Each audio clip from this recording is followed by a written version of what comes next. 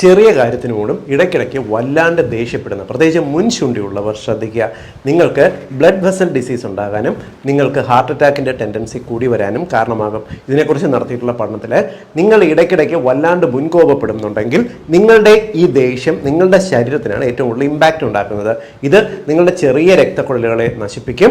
ഉള്ളിലുള്ള വലിയ രക്തക്കുഴലുകളുടെ ഉൾവശത്തിനകത്ത് നീർക്കെട്ടുണ്ടാക്കാനും അവിടെ ചെറിയ മുറിവുകളും അവിടെ തന്നെ ബ്ലോക്ക് ടെൻഡൻസിയും ക്രിയേറ്റ് ചെയ്യാൻ കാരണമാകും. ഇതിനാണ് നമ്മൾ ബ്ലഡ് വെസൽ ഡിസീസ് എന്ന് പറയുന്നത്.